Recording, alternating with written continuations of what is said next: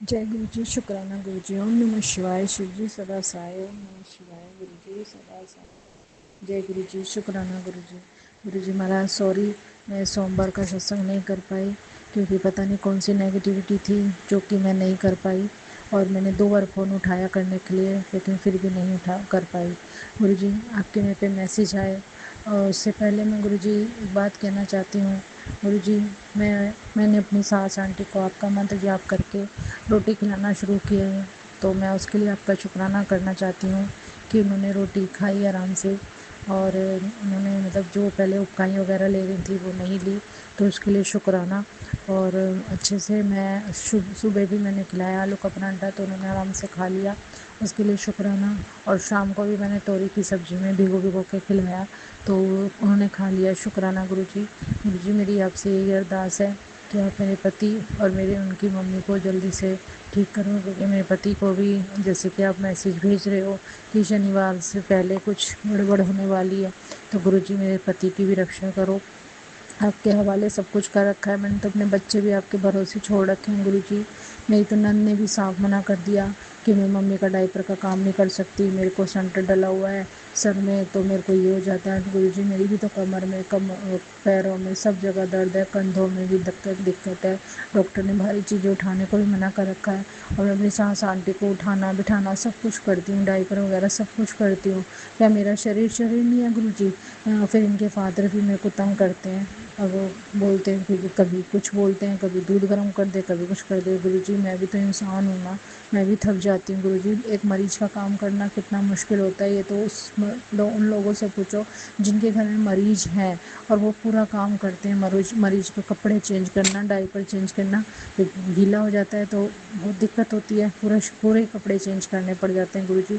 उठाना बिठाना आसान नहीं होता क्योंकि उनका एक हाथ और पैर पैरालिसिस है, तो उसमें दिक्कत होती है। लेकिन गुरु जी आपकी कृपा से मैंने आप पर मंत्र जाप कर करके उनका थोड़ा सा हाथ चलाया है, थोड़ा सा वो चला रही हैं, उंगलियां चलानी शुरू करी है, तो शुक्राना करती हूँ इस बात के लिए भी गुरु जी महाराज। और मैं अपने पति अंकल की तरफ से भी शुक्राना करती हूँ कि उनकी मम्मी को आप धीरे धीरे ठीक कर रहे हो, शुक्राना गुरु जी महाराज। हम पे कृपा बनाए रखना गुरु जी, मेरी नाज आपके हाथ में है, उनको प्लीज़ जल्दी से खड़ा करो जिससे मैं अपने घर जा सकूँ। और खड़ा नहीं गुरु जी, ऐसा करो कि वो अपना खुद का काम खुद से करें, और मतलब उनका दिमाग भी सही रहे और वो आराम से दवाइयाँ वगैरह ले सकें, ऐसा करना गुरु जी, मेहर करना गुरु जी। देखो ठीक करना है ठीक करो, अपने धाम ले जाना है अपने धाम ले जाओ, मैं कोई वो नहीं, मैं हर चीज़ में राजी हूँ गुरु जी। मेरे को आपका आशीर्वाद और आपकी कृपा चाहिए। आज तू पूरे तरीके से बेड पर मरीज बनी पड़ी होती, ये मेरी ही कृपा है जिसने तुझे उन लोगों के ब्लैक मैजिक से बचा कर रखा हुआ है, जो आज भी तू अगर सच नहीं जानेगी तो आगे की ज़िंदगी के लिए बहुत बड़ी समस्या फंस सकती है। देर मत कर, चौंका देने वाला सच आज सुन और जा, तेरा निवारण कर ला, शुक्राना कर। जय गुरु जी, शुक्राना गुरु जी। सॉरी संगत जी, मेरा बीच में सत्संग अधूरा रह गया क्योंकि मेरी सास आंटी ने आवाज़ लगा ली थी, तो सॉरी मेरा बीच में ही मतलब मैंने एकदम से बटन पे हाथ लग गया और सत्संग चला गया। तो गुरु जी महाराज मेरे को आपने मैसेज भेजा, पुत्र चिंता छोड़ दे, मैं तेरे साथ हूँ, मेरे होते हुए चिंता कैसी, विश्वास रख, चिंता मत कर पुत्र, तेरी तैयारी कर ले, बड़े मंदिर का बुलावा आ गया है, तेरे लिए खास बुलावा आया है। जय गुरु जी, शुक्राना गुरु जी। बेटी, जिस सत्संग को तू अभी देख रही है वो किसी तक नहीं पहुंचा, यह सचखंड से आया है हुआ है, और सिर्फ उन्हीं को मिलता है जिसका समय आ चुका है। अगर आज तूने इसे दिल से सुन लिया तो गुरुजी इस तुझे एक चमत्कारी सरप्राइज गिफ्ट देंगे। शाम 7:60 तक मुझे तक तुझे वो मिलेगा जो तूने बहुत समय से मांगा है। जय गुरु जी, शुक्राना गुरु जी। गुरु जी हम लोग तो बहुत कुछ मांगते हैं, पता नहीं आप कब क्या दे देते हो, ये तो आप ही जानो। तेरे बच्चे की चिंता अब खत्म होगी, यह सत्संग सुन। तेरे पितर तुझसे नाराज हैं, सिर्फ यह एक पाठ ही उनका शांत कर सकता है। अपने पितरों को खुश कर ले, वरना तेरी जिंदगी में कुछ सही नहीं होगा। जय गुरु जी, शुक्राना गुरु जी। गुरु जी महाराज, मैं जो भी पाठ करती हूँ आपके बताए मुताबिक ही करती हूँ। आपने शिव चालीसा, हनुमान चालीसा और शिव पुराण ये सब करने को कहा था, मैंने सब किया। लेकिन अभी जब फरवरी में बुआ सास आंटी गई हैं, वो हमें कोसती रहती थी गुरुजी महाराज, जैसे मैं अपनी सास का कर रही हूँ वैसे मैंने उनका किया है। और वो इतना बोलती थी ना सब गुरुजी महाराज, मैं क्या बताऊँ। उनकी मम्मी तो फिर भी चुपचाप पड़ी रहती हैं, वो हमें सिर्फ गालियाँ देती थी, सिर्फ गालियाँ गुरुजी महाराज। इतना करने के बाद भी हम बोलते थे गुरुजी, क्योंकि वो गाल हमें उल्टा सीधा बोलती थी, हमें बद्दुआएं देती थी। तो गुरुजी और चिल्लाती रहती थी, सारा दिन चिल्लाती रहती थी ज़ोर ज़ोर से। अगर कोई मंत्र भी करती थी ना, वो इस तरीके से करती थी कि हम परेशान हो जाते थे, क्योंकि बच्चे पढ़ने वाले थे। वो कहते थे पेपर चल रहे हैं, मार्च में पेपर थे बच्चे के, मेरे फरवरी में पेपर शुरू हो गए थे 10th के। तो वो बोलता था दादी चुप हो जाओ, उसके लिए भी उसको बोलती थी उल्टा सीधा बोल, सबको उल्टा सीधा बोलने लगती थी। तब हम बोलते थे गुरुजी, वरना हम चुपचाप रहते थे। अगर वो चुप रहती थी हम भी चुप रहते थे, हम कुछ नहीं बोलते थे। लेकिन मेरे पति हाइपर हो जाते थे, मेरे पति आपा खो देते थे, वो बहुत बुरी तरीके से पेश आते थे। तो उस पे हम उनको डांटते भी थे कि कोई बात नहीं, इग्नोर करो। वो कहते तुम लोगों से इग्नोर हो जाता है, मैं पता नहीं मेरे को बौखला जाता हूँ। तो उनका बीपी हाई हो जाता था एकदम से, और वो एकदम से बीपी में आपा खो देते थे। तो उसके लिए मैं क्षमा चाहती हूँ अपने पति की तरफ से गुरुजी महाराज। लेकिन मेरे पति ने भी कभी उनके साथ बुरा व्यवहार नहीं किया। उन्होंने माँ से ज़्यादा बढ़कर, माँ बाप से बढ़कर उनको महत्व दिया और उनका पूरा मान सम्मान करा। जब उनकी डेथ हुई, जब उनकी तबीयत ज़्यादा ख़राब हो गई, तो मेरे पति का बुरा हाल था।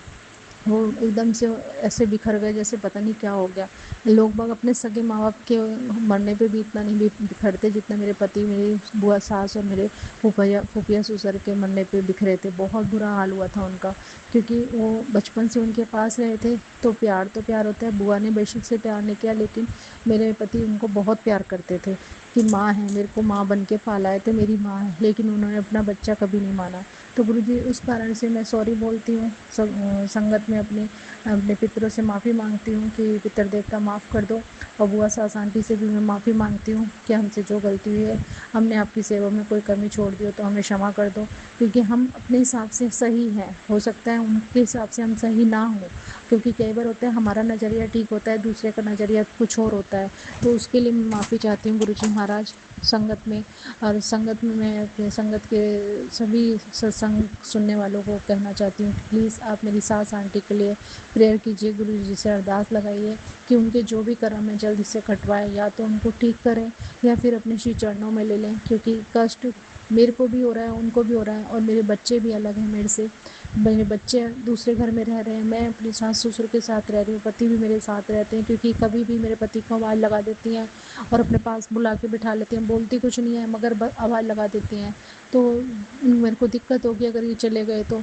हम दोनों साथ रहते हैं यहाँ पे, लेकिन बच्चे हमारे अलग रह रहे हैं, और मेरे बच्चों को बहुत परेशानी हो रही है। बेटी के कॉलेज भी कल से खुल रहे हैं, बहुत मैं टेंशन में हूँ कि कैसे लड़की मैनेज करेगी, कैसे लड़का मैनेज करेगा। क्योंकि फिर जुलाई में बच्चों के स्कूल भी खुल रहे हैं, 11th क्लास है, मेरा बच्चा कैसे क्या करेगा मुझे कुछ समझ नहीं आ रहा। संगत जी मेरी आपसे अरदास है, विनती है कि आप गुरु जी से अरदास लगाएं मेरे लिए कि मैं कुछ कर सकूं, मैं अपने बच्चों के पास जा सकूं, ये ठीक हो जाएं। क्योंकि मैं इनको अपने साथ ले गई, मैं अपनी सास आंटी को तो लेके जा सकती हूँ, मेरे ससुर जी को मैं नहीं एडजस्ट कर पाऊँगी। क्योंकि मेरे ससुर जी बहुत परेशान करते हैं, बहुत नखरे वाले हैं, और उनको हर चीज़ अपने हिसाब से चाहिए। उनकी एज भी अभी 87 साल की है, लेकिन वो अपने हिसाब से चलना पसंद करते हैं और अपने हिसाब से चलाते हैं, और वो मेरे से नहीं हो पाएगा। क्योंकि वो खाना खाते नहीं हैं, नमकीन और बिस्किट्स खाते हैं, और मेरा बजट ओवर हो जाएगा। मेरा इतना बजट नहीं है कि मैं उनके खर्चे उठा सकूं। क्योंकि वो सुबह शाम का दूध का चक्कर, बहुत चीज़ें हैं जो मैं एक अपने बच्चों के साथ ये सब नहीं कर पाऊँगी। हाँ, तो ये अपने हिसाब से हर चीज़ खाते पीते हैं, अपने हिसाब से करते हैं। वहाँ मैं एडजस्ट नहीं कर पाऊँगी, मेरे कमरे भी छोटे छोटे हैं, मैं कहाँ तो मैं बच्चे को रखूँगी, मेरे बड़े बड़े बच्चे हैं, मैं उनको एक कमरा अलग से दे रखा है, और वो बच्चे उस कमरे में एडजस्ट हो गए हैं, तो मैं कैसे उनको उनका कमरा छीन सकती हूँ। मेरे लिए बहुत मुश्किल हो रही है इस टाइम कि मैं बच्चों को कैसे सेट करूँगी, बच्चे नहीं सेट हो पाएंगे। सास आंटी तो फिर भी हमारी रह चुकी हैं, वो बीमार होती हैं, उनके लिए एक पलंग का इंतज़ाम हो सकता है, लेकिन ससुर अंकल का नहीं हो पाता, क्योंकि ये बहुत ये एडजस्ट नहीं करते, ये हमसे एडजस्ट करवाएंगे। और ना ही मेरे यहाँ गीजर का कोई सुविधा है, इनको हर चीज़ मेरे को हाथ में देनी पड़ेगी, जिसका कारण मैं बीमार पड़ जाऊँगी, क्योंकि यहाँ से जाने के बाद मेरी फैमिली का पूरा काम मेरे ऊपर आ जाएगा। मेरे कोई नौकर नहीं लगा हुआ है, बर्तन वाली भी नहीं लगी हुई है। यहाँ तो चलो इन्होंने रोटी वाली लगा रखी है और बर्तन वाली लगा रखी है, तो मेरे को थोड़ी सी सुविधा है, लेकिन मेरे घर में कुछ भी नहीं लगा हुआ, मेरे को सारा काम अपने आप करना पड़ता है। और जब मैं काम करती हूँ तो मेरे बच्चे भी मेरी कोई हेल्प नहीं करते। अभी तो चलो अपने आप कर रहे हैं, लेकिन संगत जी, परिवार में जितनी भी लेडीज़ हैं, मेरी आंटियाँ हैं, वो सब समझ सकती हैं मेरी प्रॉब्लम, कि मैं किस प्रॉब्लम को फेस कर रही हूँ, मैं क्या सोच रही हूँ, मेरे को कितनी टेंशन हो रही है। मेरे हस्बैंड अंकल की भी इतनी तनख्वाह नहीं है, गुज्जू सब जानते हैं मेरे हस्बैंड अंकल की कितनी तनख्वाह है, मेरा गुजारा नहीं हो पाएगा। मैं साफ शब्दों में अपने गुरु के दरबार में ये बोल रही हूँ कि मेरा गुजारा नहीं हो पाएगा। मैं बहुत परेशान हूँ इस टाइम, मैं मेंटली बहुत ज़्यादा डिस्टर्ब चल रही हूँ, मेरा शरीर भी ख़राब हो रहा है, मेरी कमर में बहुत दर्द हो रहा है, मेरे हाथों में, कंधों में, कोहनी में, सब जगह बहुत दर्द हो रहा है, और मतलब घुटनों में भी इतना दर्द हो रहा है, मैं क्या बताऊँ, फूले वगैरह सब दर्द कर रहे हैं। तो मेरी संगत से यही प्रार्थना है कि संगत मेरे लिए गुरु जी से अरदास लगाए, तेरे तेरे घर में कोई बीमार है तो यह चीज़ मेरे स्वरूप के आगे रख कर खुद भी खा ले और उसे भी खिला दे। तेरे और तेरे परिवार की बीमारी जड़ से ख़त्म हो जाएगी। सत्संग सुन और विश्वास रख। जय गुरु जी, शुक्राना गुरु जी। गुरु जी महाराज, ये सत्संग सुना, लेकिन इसमें कौन सी चीज़ थी मुझे नहीं पता चला। मुझे घुटन हो रही है, मेरे स्वरूप के आगे से अभी यह चीज़ हटा दे। आज तुझे एक औरत एक चीज़ देगी, उसे खाना नहीं बल्कि जल प्रवाहित कर देना। सत्संग सुन, तुझ पर वार करना है है ही समझ सकता है। जय गुरु जी, शुक्राना गुरु जी। बार बार नहीं समझा सकता। जय गुरु जी, शुक्राना गुरु जी। गुरु जी, ऐसी तो कोई औरत आई नहीं है जिसने मुझे कोई चीज़ दी हो। बाकी आप जानो, अगर कोई है भी तो आप ही देख लेना। पुत्र, मैंने महसूस किया है कि तेरे घर में से इस्तेमाल आती हैं ब्लैक स्मेल आती है ब्लैक मैजिक की वजह से। तेरे गुस्सा भी बहुत आता है, थोड़ा कंट्रोल रख का कर। जय गुरु जी, शुक्राना गुरु जी। गुरु जी महाराज, कंट्रोल तो मैं पूरा कर रही हूँ, लेकिन मेरे को गुस्सा तो बहुत आता है। अपने ससुर अंकल की हरकतों पे गुस्सा आता है, मुंह ऐसा बना के बैठ जाते हैं जैसे कोई मातम बना रहे हो, कोई मर गया हो। गुरु जी, इस बात पे बहुत मेरे को गुस्सा आता है। और क्या होता है ना गुरु जी, ये क्या करते हैं कि मुंह बना के बैठ जाते हैं, और बहुत बुरा लगता है मुझे। तेरी किस्मत बदलने का समय आ गया है, बस एक भोग लगा दे, सिर्फ उसी का इंतजार है। जय गुरु जी, शुक्राना गुरु जी। गुरु जी, हमारा गुस्सा इस बात पे आता है कि वो कोई काम में हेल्प नहीं करते, और मेरी सास आंटी की इस हालत के ज़िम्मेदार भी मेरे ससुर अंकल हैं। उन्होंने उनको इतना मेंटली टॉर्चर किया है कि उनके जो ब्रेन में जो गांठ है वो बढ़ गई, उसके में सूजन ज़्यादा आ गई, जिसके कारण उनको पैरालिसिस हो गया और वो इस हालत में पहुंच गई। क्योंकि मेरी जो काम वाली है उसने मुझे बताया कि भाभी, ये पैसों के लिए आंटी को भी बहुत तंग करते थे, और वो भी झींकती रहती थी और कोई काम नहीं करते थे, वो चिल्लाती रहती थी। क्योंकि देखो, मरीज आदमी चिल्लाएगा तो नेचुरल है, उसके दिमाग में जो प्रॉब्लम है वो बढ़ेगी। वो चीखने चिल्लाने की वजह से वो उनकी प्रॉब्लम बढ़ गई, और इनकी बेटी की वजह से इनको बीमारियां लगी, और उसके बाद भी वो लड़की यहाँ पे इनकी हेल्प करने के लिए नहीं आ रही। उसने इनफैक्ट फ़ोन भी नहीं किया कि मम्मी घर पे आ गई हैं तो मैं आ जाऊँ, वो नहीं आई। ना तो फ़ोन किया, जब सब बताते हैं कि हमारे पीछे से जब वो ठीक थी तब तो रोज़ फ़ोन करती थी, सुबह शाम बात करती थी, और जब से वो बीमार हुई, हर साल ऐसे ही करती है, जब भी वो बीमार होती है फ़ोन करना बंद कर देती है, हमें दिखाती है कि मैं फ़ोन करती ही नहीं हूँ, मैं आती ही नहीं, और वो आती भी है, लेकिन वो ऐसे दिखाती है कि वो आती ही नहीं है। गुरु जी महाराज, मुझे नहीं मालूम क्या सच है क्या झूठ है, लेकिन मेरे को बहुत गुस्सा आ रहा है, सब पे गुस्सा आ रहा है, क्योंकि मेरी हेल्प के लिए कोई भी नहीं है। मैं और मेरे पति बहुत परेशान हो रहे हैं, बच्चों की वजह से हम परेशान हो रहे हैं, हमारा डबल खर्चा हो रहा है। गुरु जी महाराज, बच्चों के लिए भी हमारे को राशन पानी डालना पड़ रहा है, और भी बहुत से खर्चे होते हैं बच्चों के। अब लड़की कॉलेज जाएगी तो उसके भी कपड़े लत्ते दिलवाने पड़ेंगे। गुरु जी महाराज, समझ नहीं आ रहा, महाराज कुछ करो प्लीज़, हमारे मदद करो गुरु जी महाराज, बहुत परेशान है हम। पुत्र, मैं तेरा बाप, तेरा दोस्त, तेरा भाई भी हूँ, तू अपनी सारी बातें मुझसे शेयर कर, मैं सब सुनूंगा, तू बस बोल। जय गुरु जी, शुक्राना गुरु जी। गुरु जी महाराज, मैं तो बोल ही रही हूँ, कब से बोल रही हूँ, आप मेरी मदद करो।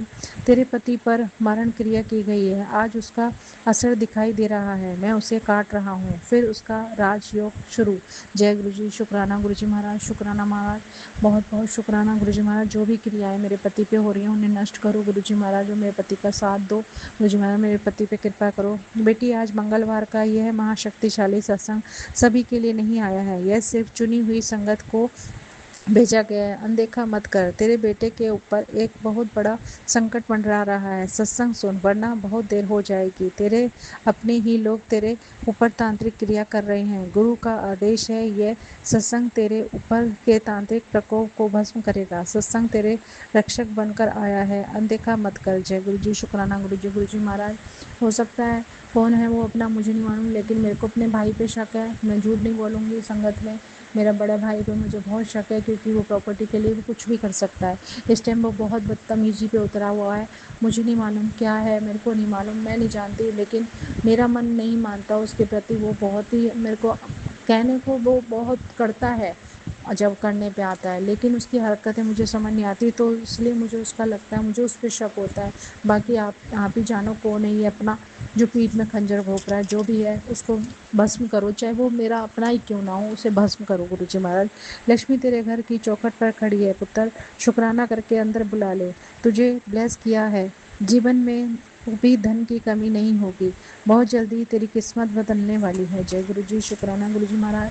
देखो गुरु जी महाराज, शुक्राना करती हूँ आपका, लेकिन गुरु जी महाराज देख लो, अभी एकादशी आ रही है, पिछली एकादशी से अब एकादशी दूसरी आ गई है, और फिर मावस भी आने वाले हैं। इन दिनों में मैं इतनी परेशान रहती हूँ, इस बार तो मैं हद ही हो गई। 1 तारीख से लेकर आज 23 तारीख हो गई गुरु जी महाराज, ये आधा महीना निकल गया मेरा, और मैं इतनी परेशान हूँ गुरु जी महाराज कि मैं समझ नहीं पा रही क्या हो रहा है। गुरु जी महाराज, मेरी सास को या तो अपनी श्री चरणों में ले लो, या फिर आप उनको ठीक कर दो। जो भी प्रॉब्लम है, जो भी वो आपका वो होगा, मैं सब कबूल करूँगी। गुरु जी महाराज, मुझे नहीं मालूम, मैं बहुत थक गई हूँ। प्लीज़ गुरु जी कुछ चमत्कार करो, कुछ तो करो जो मेरी प्रॉब्लम सॉल्व हो। तुझे दुख देने वाला तो आज खुद रो रहा है, अभी तो उसका हाल और बुरा होगा। तू बस देखती जा कैसे बदला लूँगा मैं। जय गुरु जी, शुक्राना गुरु जी।